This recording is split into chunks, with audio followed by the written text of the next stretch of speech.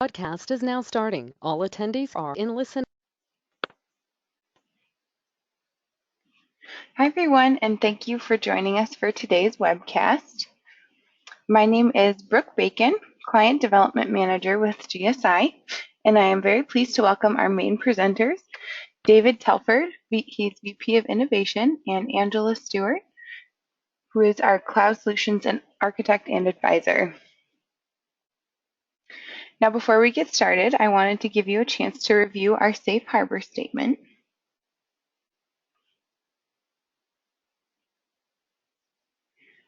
Now for a quick overview of today's meeting, which will last about 35 to 40 minutes. First, we will go over a couple of housekeeping items as well as provide a brief company overview. Then I will turn it over to Dave and Angela for our main presentation, which will last about 40 minutes. Then I will go over some of our upcoming educational events, and then we will wrap it up with a 10-minute question and answer session. If you would like to submit a question, you can do so through the question panel at the bottom of the GoToWebinar console window, located on the right side of your screen.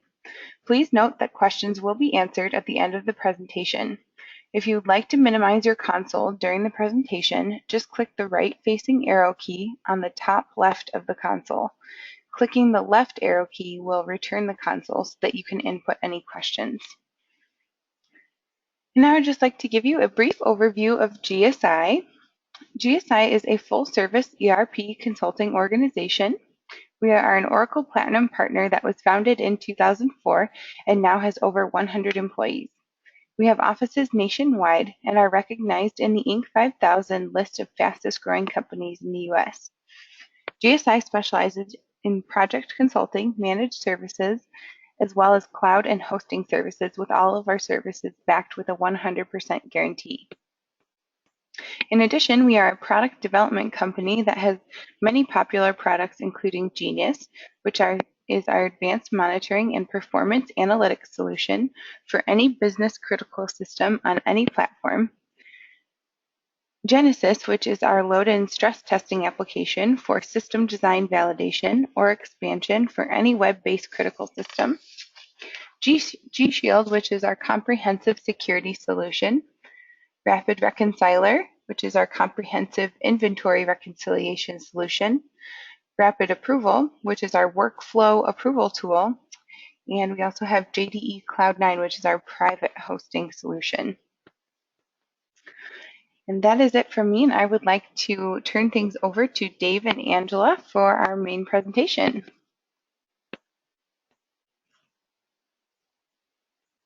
Thanks, Brooke. You passed me the ball there. Yep, I just did, so let me know when you get that. You'll know if I figured this out on my own. I'm a technology guy that struggles with technology. We all do. Perfect. I see your screen. Fantastic. Well, welcome everybody. We got a pretty good crowd going on here, which is excellent. Looks like it's growing a little bit every time I look up. There's more people, and that's great. You're familiar with our GSI webcast at all, and we're usually talking about ERP systems and JD Edwards and NetSuite and Oracle and things like that. But we've begun this series of doing some webcasts around Salesforce. GSI is a Salesforce customer as well as partner, and we thought we would do something that kind of targets the front end of your Salesforce experience. Today's topic, what we're going to talk about is, for anybody who has been what I refer to as voluntold that they're going to be a Salesforce administrator. You may have other tasks with me that you do, and suddenly you become a Salesforce administrator, and now what? Now what do I do? So I brought with me my particular guru and savior in that capacity, Angela Stewart from Cloud Stewards. Hello, Angela. Hi, Dave. Good afternoon. Thanks for making it and making me look good.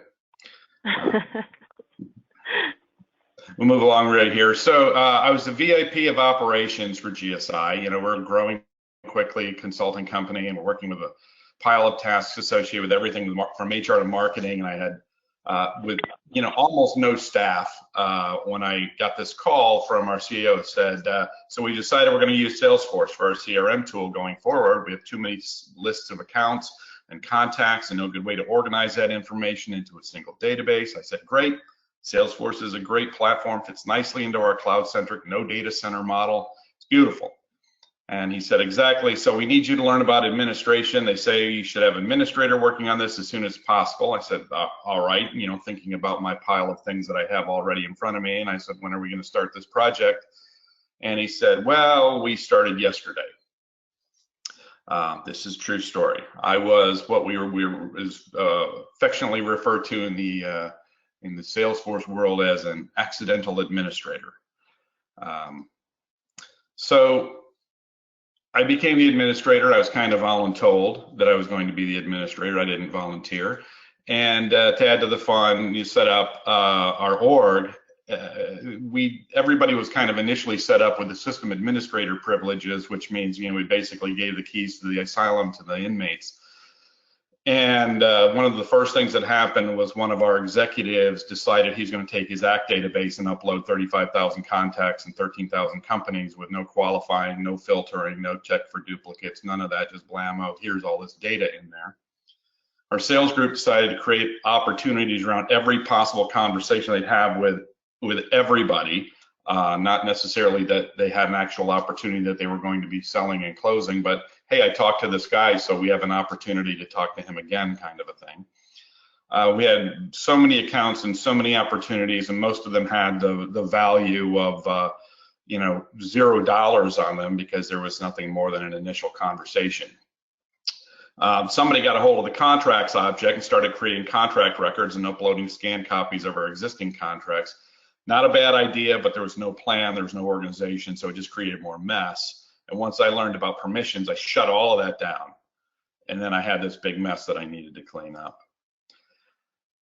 And so that was 7 years ago. And since then, we use GSI for a lot of things. We've grown significantly in our Salesforce ecosystem.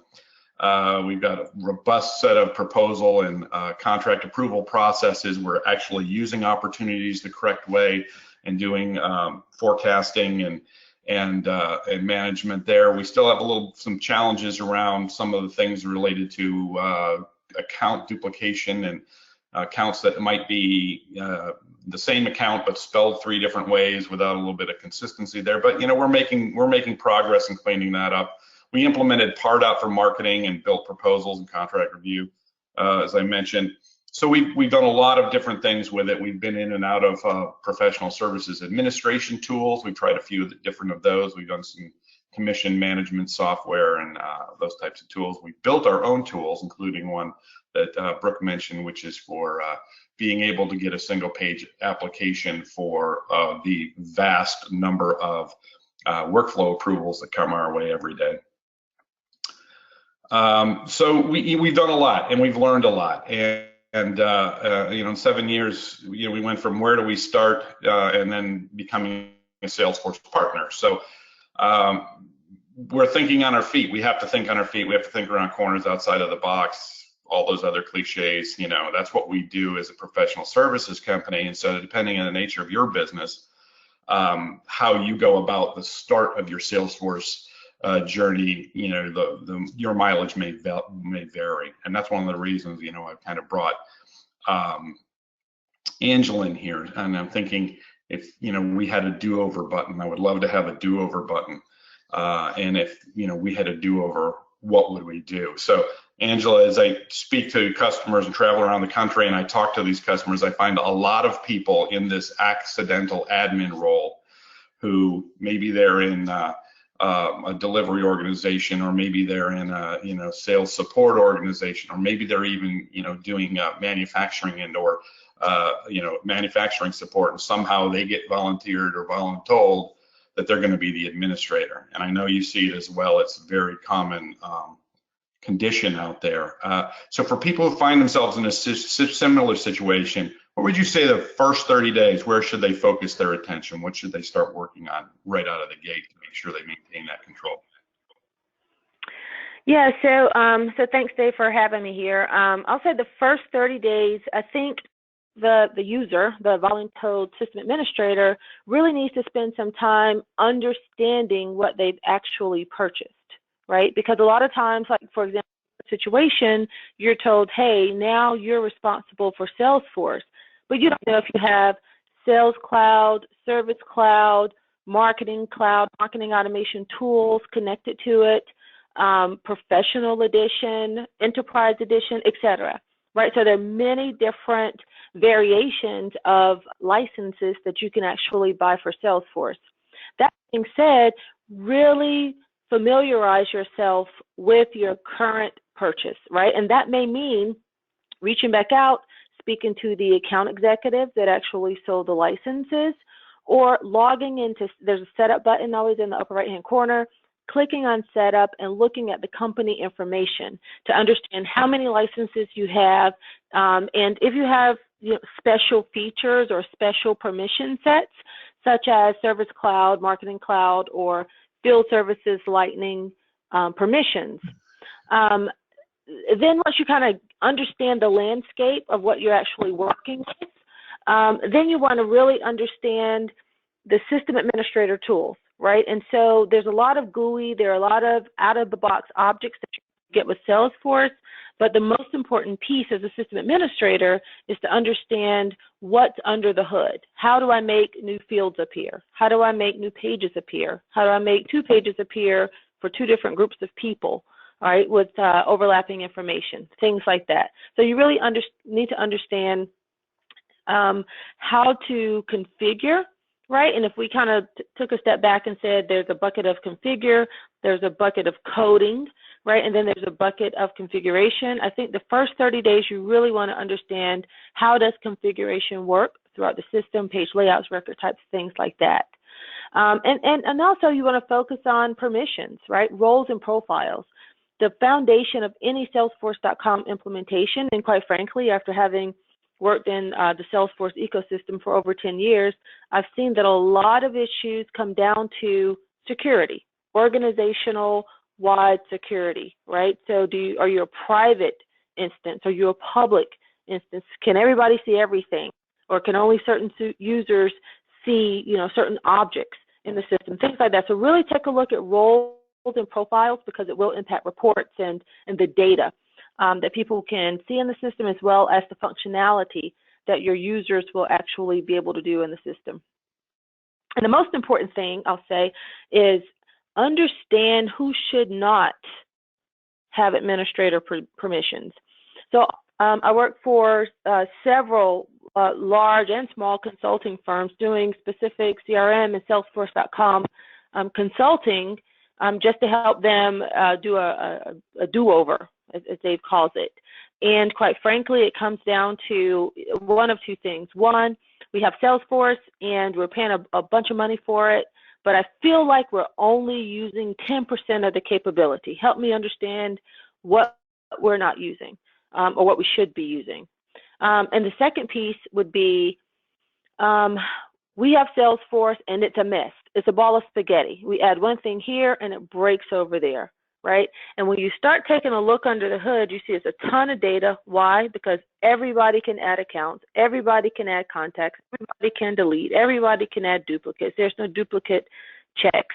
And then people can actually go in as administrators and delete very important opportunities and deals that they probably shouldn't have access to do, right? So the thing is, you may not be listed, that profile may not say administrator, but once you start taking a look at the permissions that role might have, you'll find that it's the cloned, renamed version of system administrator. So really keep your administrator permissions very close, tightly guarded, and start making modifications. I think roles, permissions, profile security will probably be the first place to start once you understand what you've actually purchased. Yeah, and then that's how you keep those shadow IT guys from uploading everything that they happen to have in their contact list. That's all good stuff there. Finding help also is important, right? So I'm fortunate that I found Angela But there's a lot of other resources available to you, and you want to spend some time in the first 30 days. Angela, I know that some of this stuff is very regional. User groups, I think, are very regional, and they kind of vary from one place to the next. Trailhead and kind of the administrator programs are still out there in the success community. Any other areas that you think would be helpful for people to find help in that first 30 days and things that they should do to start really kind of getting ramped up? Yeah, absolutely. I would absolutely start with Trailheads and YouTube videos. People have put a ton of content out there. As everyone knows, the more content you put out there, the higher you get from a Google search word perspective. So you see a lot of free resources out there, just online and more specifically on YouTube. But create a Trailhead account and go out there and try to learn it. Now, the disadvantage of using Trailhead, although it's just chock full of fantastic information, is that Trailhead, because it's sponsored by Salesforce, it's a Salesforce product, is going to assume that you need to know every single thing about every single piece of functionality inside of Salesforce, right? So it's a great place to start to get a general understanding and overview. But quite frankly, if you're only using Salesforce for sales, you really don't have a need to do a deep dive into products and price books and assets and some of the other things that are going to be thrown at you on Trailhead. So utilize it for those modules that apply to your company. Now, other areas would be local user groups and meetup groups. I would say meetup groups are just as big, probably, than just as big as user groups are. So the user groups called SUGs, Salesforce user groups, they're actually semi-sponsored by Salesforce. They're organized by Salesforce employees, and they're run by Salesforce power users, if you will. They cannot, or they're not supposed to be run by, Salesforce consulting firms or people that have a vested interest in trying to do business with Salesforce, in theory. But the user groups are supposed to just be that, right? Let's get some local people together. Let's talk about our issues, and maybe there will be people in the audience that can help answer the question. I guarantee you there are going to be consulting firms and other people like that in the audience there to answer your questions, because they understand the value of user groups as well. They'll give you that free help in hopes that it kind of unfolds into a more meaningful relationship down the road. Meetup groups, same way, very informal, not governed by Salesforce, so I really can't speak to the quality of the meetup groups as it pertains to the ones you might attend in each region. There's an admin webinar program, so if you go to admin.salesforce.com, it's tons of events out there, tons of kind of admin training that they'll give you, but it's very high level, again, because Salesforce does offer training, formal training. So obviously you're going to get more value out of attending the week-long formal training that they will offer. So online and on-source documentation would include the success community. I think it's success.salesforce.com. Usually everything I mentioned is going to be something salesforce.com, but the success.salesforce.com community is really user-driven, but a lot of Salesforce.com employees and consultants and partners, etc., do go in and answer the question. But more importantly, if someone asks a question, that's how people kind of get rewarded from a Salesforce perspective. They become MVPs and they get all kind of badges and credentials, and they kind of walk around the big Salesforce conference like I'm a Salesforce guru, right? So it's kind of a big deal, but they're the ones answering questions on that success community. So you really get some really quality best practices on that site. And then lastly, once you're in the system, there's online documentation. Every single page that you're viewing within Salesforce.com will have help, right? So training is obviously that training. Here's where you can sign up for training. Here's where you can go get training. But for there are two forms of help. One is generic help. So click help and it brings up this humongous Wikipedia of everything you ever wanted to know about Salesforce and the application and how to use it. You just kind of have to know what to ask for, because some of the questions I've seen just in my experience has been, hey, I want to do this thing over with that button in the upper right hand corner, right? So they don't even know the terms to put in. So you kind of have to know what you're looking for there. What I find more meaningful is it was what I call, and Salesforce may call it this, I'm not sure, but it's called intelligent help. And that's when you actually go to the area of the application that you actually have issues with or have questions about. So if you're on cases and you have a question about creating a queue and assigning that case to a queue or a group of people as opposed to a person, you look at that case, and then from that case page, that's when you'd click not in the upper right hand corner, but right there on that page, you'll see help for this page. And what it does is brings up that huge Wikipedia that I mentioned earlier, but it's actually a bookmark. It takes you directly to everything you want to know about cases or whatever page you might be on. Right? So the information is there to definitely get some training both online while you're using the system, as well as the various community groups out in the system. Yeah, I know in my area here, the shout out to the Charlotte user group.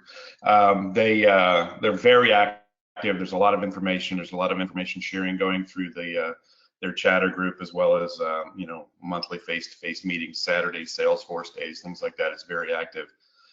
So check in your local cities to find out what the user groups are. You'll generally find at least one, and maybe as many as 3 or 4 different specialty areas. All right, so that's a good start. That's the first 30 days. We're trying to figure out things. We're getting some education.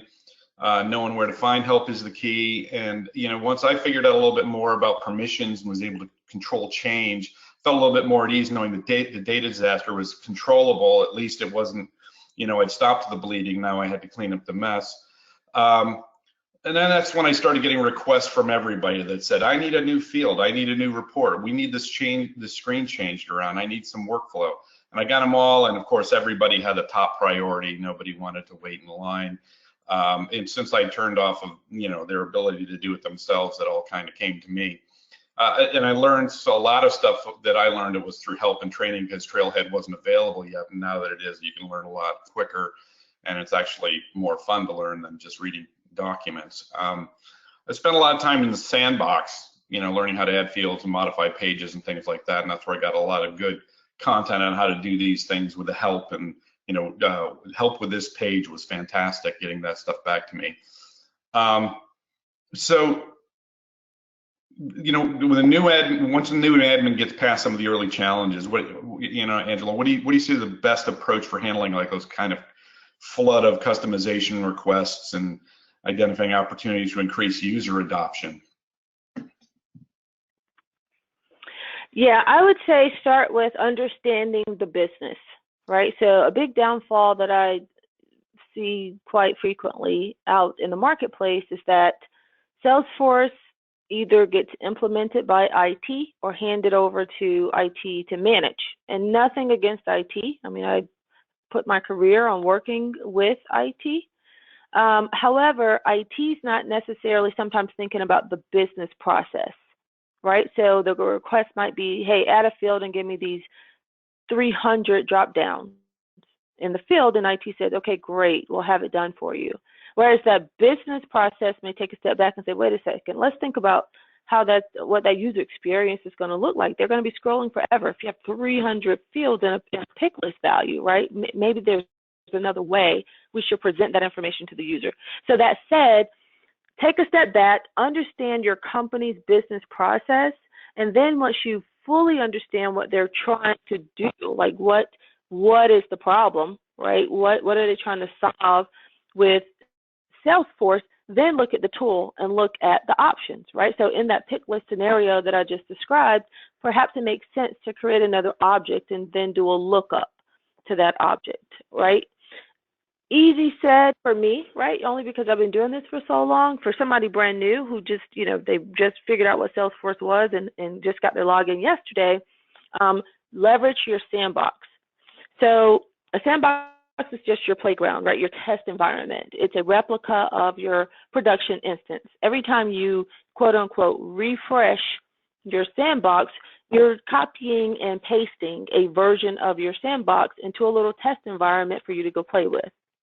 So from a best practice perspective, you want to make sure that you have some kind of regimen, at least every couple of months. My recommendation is always every 30 days at least if you're having a lot of changes. But if you're having a lot of changes in your system and people are, pointing and clicking and coding and doing all these things, then you want to make sure that you're making a copy of your production instance and creating a sandbox. Why? Because when you start going in making your own changes, hopefully you're making them in the sandbox first, but once you start doing that, then you want to make sure that you're making changes against the latest and greatest version. Otherwise, it may not work once you actually push it to production. And speaking of which, I always recommend against making changes directly in production unless it's maybe a report. So understand the company's business process. Get to know your sandboxes. There are multiple types of sandboxes out there. If you Google what kind of Salesforce sandboxes exist, you'll find the list and kind of what each one offers. And then understand clicks versus code, right? So that means try to configure first, right? So again, they pass it to the IT manager and someone says, hey, I need to understand every single location in our company and I want it to quickly appear on the screen. And the developer in that group says, okay, great, I'll have it coded for you. And literally he pulls out his keyboard and the smoke starts coming up and he has coded some beautifully working application for you on the force.com platform using code, right? When technically it could have been configured, right, as a custom object doing all the clicks, right? So clicks versus code. Can I configure this? Can I click, click, click? Why? From a maintenance perspective, if the company adds 3 more locations, right, you can get a business analyst, right? Or you can pop in there and say, 1 second, let me add these 3 other fields or these 3 other values to that pick list or that lookup versus, oh, we've got to call our developer back so that he can customize our code and add those 3 values in his code that no one else can read but him, right? So clicks versus code. And then lastly, experiment and don't be afraid of the sandbox. Oftentimes I walk into, especially small to medium-sized organizations, and I say, okay, this is great. Let's get started. I can certainly help you with a do-over. Set me up as a user in your sandbox. And they look at me and say, I don't think we have one of those. And then someone finally says, I'm sorry, what's a sandbox, right? So log into your system and that whole system setup and configuration. When you get to that setup menu at the very top, type the word sandbox. Don't press enter. Never press enter at the top. It takes you to la la land. But type the word sandbox and you'll see dynamically a list of every menu item with the word sandbox in it. You click on sandboxes and voila, there you are. You click on create a new sandbox and no one knows about this sandbox but you, because you have to log in with a special naming convention, but you will not impact production at all. So you can go and practice your clicks and your codes and whatever you want to do there before you start touching potentially critical pieces of code and functionality in production. Right. Yeah, I spend a lot of time in our sandbox here trying to see what I can break. And, when we have some changes to the system that we want to implement, we'll implement it there and try to figure out what is somebody going to do to this that we're not expecting so that we can make sure that I'm not going to use the term idiot proof. Everybody knows what that's all about. So anyway, moving on, some of the other resources and things, you mentioned, the official training. Official training is great. It can be a little pricey, but if you're going hard and heavy into this, it's worth investigating, doing some of that as, it gives you a little bit more in-depth and hands-on than you get kind of in Trailhead. Maybe you're interested in certification, right? So I'm certified, Angela's certified. It's a satisfying thing to do. It's not an easy thing to do. So when you meet people who are actually certified, you know that they've been through some real education to get that. The tests are difficult.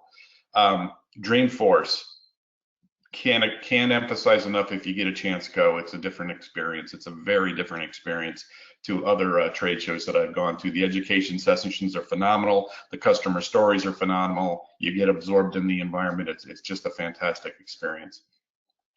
And then App Exchange, I like to explore the App Exchange. I'll have an idea. I wonder if there's an app out there that does X, and I'll go out and start searching for it in the App Exchange. Maybe there is, maybe there isn't. So from a perspective of a user, I look at it and I say, oh, here it is. I can get this. It's not too expensive, and I can put it in here, and we've got that problem solved. From a product development guy or an innovation guy, I look out there and it's not there. Oh, maybe that's something we're going to build.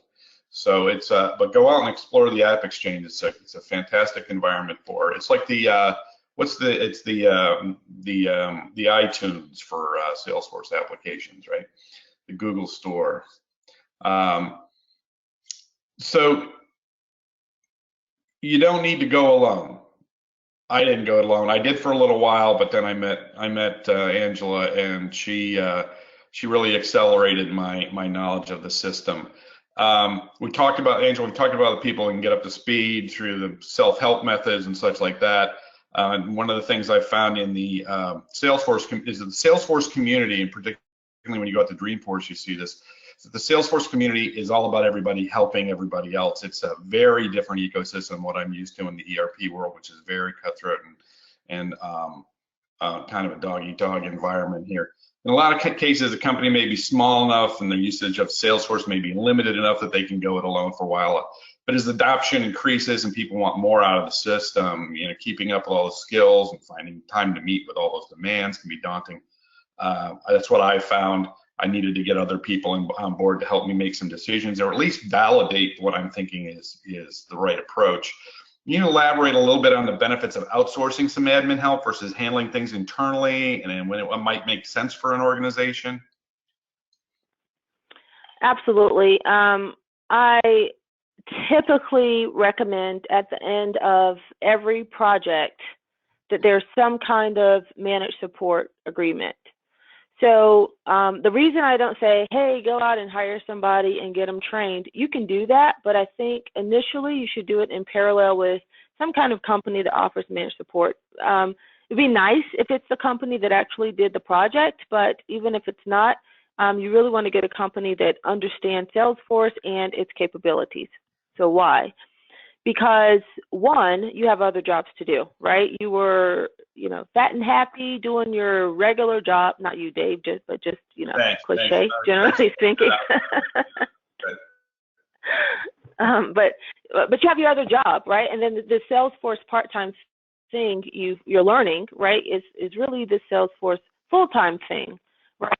So something's going to have to give, right? So it's your regular day-to-day responsibilities, or it's potentially the administration of this application that's probably on your performance review. And then secondly, how are you going to stay on top of new features? Salesforce provides 3 significant releases per year, right? Throughout the year, there are other small releases and enhancements and things like that, but there are 3 significant releases per year, and there are release notes that come out. And there are pieces of functionality that automatically get deployed into your sandbox, right? And it's up to you, the new system administrator, to log in, take a look at those features, test them out, make sure that Salesforce did not add something that could potentially break a piece of code or break something else, some other piece of functionality in your system, right? And you can control if you actually release it into production, but if we look at it the other way, perhaps Salesforce is putting a new piece of functionality in this release, and a user asks for it a month later, and you go off and you're coding it, right, when it could have just been a click that you could have turned on. Because I guarantee if you don't read the release notes and kind of figure out the capabilities, your users that you support have nothing else to do in their free time but to see what you're not doing correctly, and they'll find that link and send it to you and say, hey, well, why didn't we do it this way? So someone has to stay on top of all of those releases and those critical updates that come out.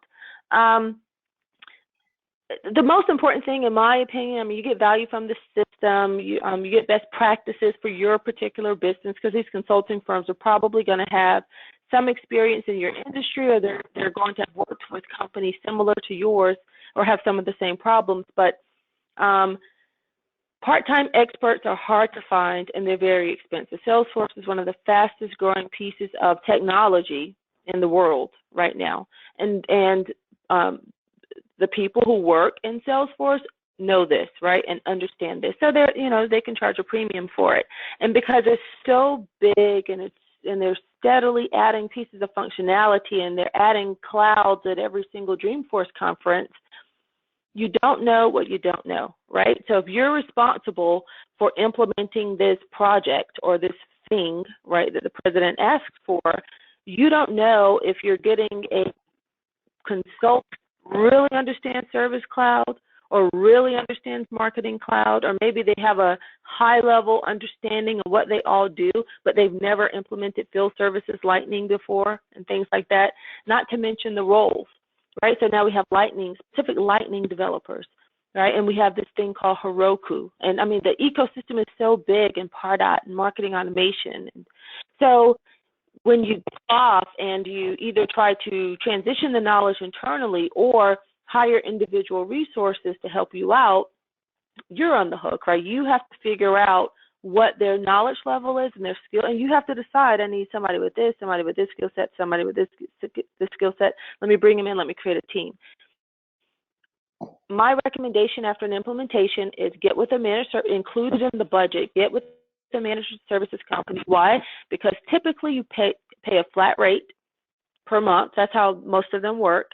And with that flat rate, you get access to everything I just described for the same rate. So you're not the one necessarily trying to figure out that I need 3/4 of a marketing person and 2 full-time developer resources and maybe a technical architect, right? You just say, here is my business problem, help me solve it.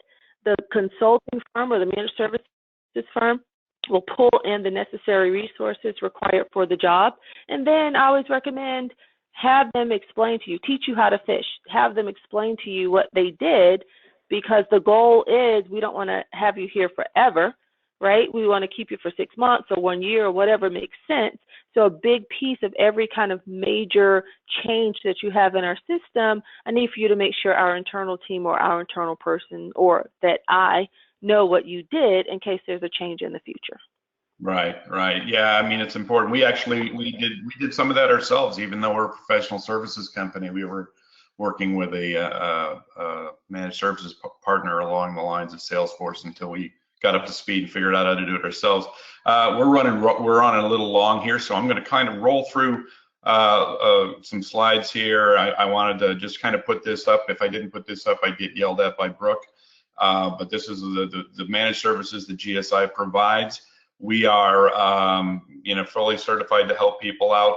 Brooke can tell you more about that when she gets some time. But I want to hand it back over to Brooke so she can roll out of this this thing and people can get back to work. Brooke. Thank you so much, Dave. I appreciate it. Thank you guys so much for your presentation as well. Let me know. Can you see my screen? Do I need to release? Nope. I already grabbed it back. Just making sure. Yes. Yeah. Okay. I see your picture, Brooke. Yes. Perfect. Thank you. Thank you guys so much. I just want to cover a few follow-up items, and then we will move into our question and answer section of the webcast. Our webcast today is a part of GSI's free ongoing educational webcast series, and our upcoming webcasts are currently listed on the screen. And if you would like to register for any of these free educational webcasts, you can go out to getgsi.com. If you would like to sign up for our weekly emails on upcoming webcasts or our monthly newsletter, you can go to getgsi.com, go to the bottom of the screen, and then click the link for each. All right, let's see here. We are going to move on to our question and answers. I would like to just remind everybody that if you'd still like to submit a question, you can do so using the questions panel in the GoToWebinar console window on the right of your screen. And if you did minimize your console earlier, please click the left-facing arrow to redisplay the questions panel. And I did get a question if this was going to be available afterwards. This presentation will be available on our website in our resource center. And Dave and Angela, it looks like we do have a question here. And this is from Joanne, and it says, with new implementations, do you suggest waiting to roll out Salesforce to all of the users after all reports, dashboards, etc. are set up, or get them using it first and then create the reports and workflows?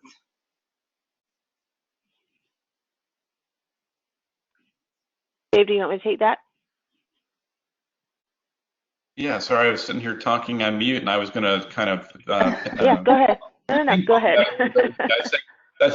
That's a good. It's a good question regarding adoption, and some of it depends on how quickly you want to have adoption. So, if you want people to use the system, you want to do things, you want to get them using it, right? You want to get them doing the normal stuff that they would do with entering data and updating data, maintaining data, and reports and dashboards. Maybe have a handful ready to go, but then you're going to get a lot of requests after the fact, and it's going to you're going to get inundated with requests for different reports and dashboards. But at the same time, it depends on the size of your org, really. Angela is like a small org, you can probably do as much as possible to get going, and larger org, you're probably going to want to stage it out a little bit, right? Yeah, I think so. So if it's a brand new implementation, and you have the luxury of a brand new implementation as opposed to inheriting something, I would say at least start with reports in mind, right? Because just implementation best practices 101 says that if you want to get reporting out of the system, which is usually why people put systems in place, then you want to make sure you have the appropriate fields in the configuration, right? So even in your design sessions up front, a part of that requirements gathering process is understanding what reports are we going to need to measure and manage the business, right? So you kind of know what reports you want. My recommendation is to start with a handful of reports, at least executive level reports. And then, of course, you can iterate and add, all of the different variations of reports that you want down the road. But from a management or executive perspective, the people writing the check will probably want to have some reports and dashboards, even if it's one or two, on day one, and that's going to be their wow factor and kind of their checkbox for success. But then down the road, yeah, absolutely, you have time to add user reports and any kind of tweaks to existing reports once you actually get some data in the system. Right. It's amazing when you get some people with a little bit of adoption and they start to see some value out of it. Suddenly they want to take this tool and do a lot more things than you ever imagined that they would want to. There's a whole big trailhead on adoption, and it's probably worth folks going through and watching that so you can see kind of the evolution of how things get adopted in Salesforce in your org. Great, thank you guys so much. And that looks like all of the questions that we have for today. Thank you so much, Angela and Dave and everybody, for your questions. As a follow-up from today's webcast, we ask that when you exit, you complete a short 1-minute survey. You'll be receiving an email with a link to our resource center on our website, where you can access the recording from today's webcast, as well as a copy of the presentation. And then after today's webcast, we will do the drawing for the $25 Amazon gift card. And anybody that attended the entire webcast and completes the survey will be eligible, and we will notify the winner. I just want to say thank you again to all of you who attended, and again to Dave and Angela, and we hope that you have a great day. Thanks, Angela. Thanks, Brooke. Thanks. Have a great weekend, everybody. Thank you. Thank you. Bye-bye.